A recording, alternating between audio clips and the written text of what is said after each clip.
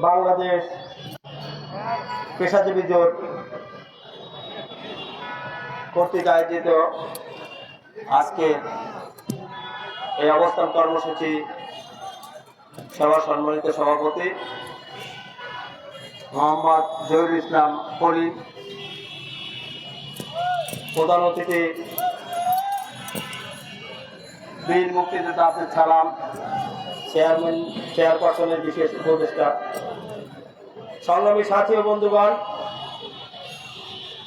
1971 সালে আমরা পরাধীনতা থেকে দীর্ঘ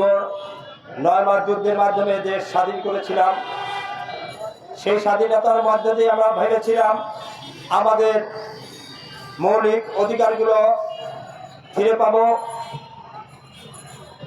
স্বাধীনতা পরবর্তী সময় যে সরকার রাষ্ট্র পরিচালনা করেছে, বিগত পাকিস্তান সরকারের আমলে যতটুকু অত্যাচার নির্যাতিত না হয়েছে তার চাইতে বেশি অত্যাচারিত হয়েছে দেশের স্বাধীন সার্বভৌম একটা রাষ্ট্রের সরকারের উপর নির্ভর করে। যার ধারাবাহিকতায় 2008 সালে যখন পরবর্তী সরকার আওয়ামী সরকার বাংলাদেশের রাজনৈতিক মসনদে বসলো, দীর্ঘ 16 বছর আমাদের উপরে কি অত্যাচার নির্যাতন হয়েছে তা আমার চাইতে আপনারা সবাই ভালো করে জানেন। সংগ্রামী সাথী ও বন্ধুগণ, বাংলাদেশ যখন বারবার বিভিন্ন সময় বিভিন্নভাবে বিপদগ্রস্ত হয়েছে, বিভিন্ন সময় যখন বারবার তারা নিপীড়িত নির্যাতিত হয়েছে, বাংলাদেশ জাতীয়তাবাদী দল বিএনপির কর্ণধার প্রতিষ্ঠাতা শহীদ রাষ্ট্রপতি জিয়া রহমান যেমন আগলে রেখেছিলেন বাংলাদেশের আপামর জনসাধারণকে, তার অবর্তমানে তারই সহধর্মিনী এবং খালেদা জিয়া দীর্ঘদিন তার রাজনৈতিক আপসহীন নেতৃত্বের মাধ্যমে বাংলাদেশের রাজনীতিকে উন্নীত হতে দেয়নি। তিনি তার জীবনের ঝুঁকি নিয়েও বারবার ঝুঁকি নিয়েও বাংলাদেশের স্বাধীনতার সার্বভৌমত্ব, রাষ্ট্রীয় ব্যবস্থা এবং কৃষক শ্রমিক জনতা সহ সারা বাংলাদেশের আমজনতার অধিকারকে প্রতিষ্ঠা করার জন্য জীবনের ঝুঁকি নিয়ে বারবার তিনি কারাবরণ করেছেন এবং বারবার তিনি আপোষহীন নেতৃত্বের কারণে কারাবরণ করতে বাধ্য হয়েছিলেন। কিন্তু কোনোদিন তিনি কোনো অন্যায়ের সাথে আপোষ করেননি। সংগ্রামী সাথী ও বন্ধুগণ, যা ধারাবাহিকতায় 2008 সালে আওয়ামী দুঃশাসনের আবির্ভাবের পরে যখন দেশের মানুষ হিমশিম খাচ্ছিল, তখন বাংলাদেশ জাতীয়তাবাদী দল বিএনপি 16টি বছর আর বিভিন্ন নেতা কর্মীদের রক্তের বিনিময়ে জেল জুলুম হুলিয়ার মাধ্যমে আমরা কারাবরণ করেছি, বারবার কারাবরণ করেছি। আমরা কারাবরণ করে আমরা ক্ষান্ত হইনি, আমরা রাজপথে রক্ত দিয়েছি, অকাতরে জীবন বিসর্জন করে যখন আমরা একটা সরকার পতনের দ্বার প্রান্তে নিয়ে এসেছি, তখন একটা বৈষম্য বিরোধী আন্দোলনের মাধ্যমে কিছু ছাত্র আমাদের এই আন্দোলনের সাথে সামিল হয়ে তারা বৈষম্য বিরোধী একটা আন্দোলনের মাধ্যমে রাজপথে নামে। তাদেরকে বাংলাদেশ জাতীয়তাবাদী দল বিএনপি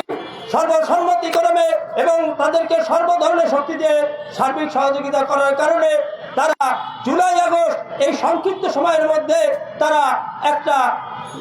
বিশ্বের কাছে দেখালো যে তারা